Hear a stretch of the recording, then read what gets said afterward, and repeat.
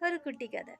ஒரு ஊர்ல நெறைய துறவிகள் இருந்தாங்களாம். அந்த துறவிகளுக்கு ஒரு குரு. அந்த குரு வந்து ஒரு கோவில்ல தான் இருப்பாரு. அந்த கோவில் எங்க இருக்குன்னு பார்த்தீங்கன்னா, ஆத்த கடந்து போகணும். ஸோ, ஒரு நாள் அந்த துறவிகள்ல ஒரு துறவி வந்து ஆத்த கடந்து போறாரு.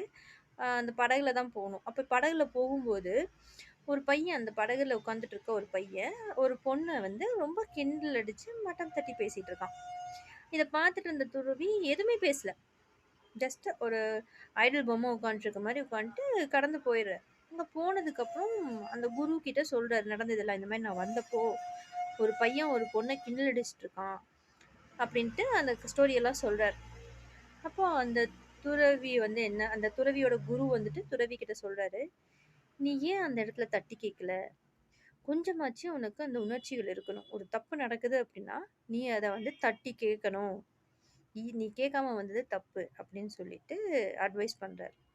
அடுத்த நாள் இதே மாரி இன்னொரு துறவி வந்து கோயிலுக்கு வராரு. அதே மாதிரி அதே பையன், அதே பொண்ண கிண்டல் அடிக்கிறான் மறுபடியும்.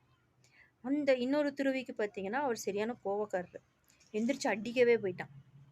அப்புறம் பக்கத்துல இருக்கிறவைங்கலாம் அப்புறம் எல்லாம் சார்ட் அவுட் பண்ணி குடுத்து, அப்புறம் இவன் மறுபடியும் அவன் குருவ மீட் பண்றதுக்கு கோயிலுக்கு ரீச் ஆயிட்டு, குரு கிட்ட நடந்ததெல்லாம் சொல்றான். இந்த மாரி அந்த பையன் ஒரு பையன் வந்து கிண்டல் அடிச்சான். நான் அடிக்கவே போயிட்டேன் அப்படின்ட்டு. அந்த இடத்துல பார்த்தீங்கன்னா, குரு என்ன சொல்றாருன்னா, "நீ அந்த இடத்துல பொறுமையா தானே சொல்லியிருக்கணும். எதுக்கு நீ அடிக்க போன? பொறுமையா கையாளணும்னு சொல்லிக் குடுத்துருக்கேன்ல உனக்கு." அப்படின்னு சொல்லியிருக்காரு. அப்போ நேத்திக்கு வந்தார்ல ஒரு துறவி. அவர் வந்துட்டு கேட்கிறாரு, "என்ன சாமி, நேத்திக்கு நீங்க என்னைய ஆ தட்டி கேட்கணும்னு சொன்னீங்க. இவன் தட்டி கேட்டுட்டு தான் வந்திருக்கான். இப்ப அவன அமைதியா இருக்க சொல்றீங்க." அப்படின்னு சொல்லியிருக்காங்க. அதுக்கு அந்த குரு சொன்னாராம், "முன்னத்த நாள் போனவர் ஒரு அப்பாவி. வாயே திறந்து பேச மாட்டார். அவருக்கு கொஞ்சமாச்சு உணர்வுகள், உணர்ச்சிகள் இருக்கணும் அப்படிங்கிறதுக்காக தட்டி கேட்கணும் அப்படின்னு சொன்னேன். இன்னைக்கு போயிட்டு வந்தவன் ஆல்ரெடி உணர்ச்சி வசம் பொங்குறவன். அவன இன்னும் தூண்டி விடுற மாரி பேசக்கூடாது. அப்ப அவனுக்கு கோபம் அதிகமாகும். அதனால தான் அவன பொறுமை காக்கணும் அப்படின்னு சொல்லிக் குடுத்தேன்." எல்லாத்துக்குமே ஒரே போதனைகள சொல்ல முடியாது. ஒவ்வொரு சிச்சுவேஷன், ஒவ்வொரு பெர்சன்ஸ பொறுத்து எல்லாமே டிஃபர் ஆகும். ஸோ, இந்த இது வந்து துறவறத்துக்கு மட்டும் இல்லைங்க. இல்லறத்துக்கும் பொருந்தும். இப்போ ஃபார் எக்ஸாம்பிள் குழந்தைகள எடுத்துட்டோம்னா, ஒரு குழந்தைக்கு ஒரு தடவ சொல்லிக் குடுத்தா புரிஞ்சுக்கும்.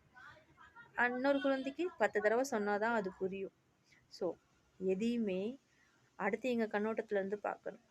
நம்ம கண்ணோட்டம் தான் கரெக்ட்டுன்னு சொல்லிட்டு நம்ம கண்ணோட்டத்துல பார்த்தோம் அப்படின்னா, எல்லாமே நமக்கு தப்பா தான் தெரியும். ஒவ்வொருத்தருக்கும் ஒவ்வொரு போதனைகள் தான் இருக்குமே தவிர, எல்லாத்துக்கும் ஒரே சொல்யூஷன்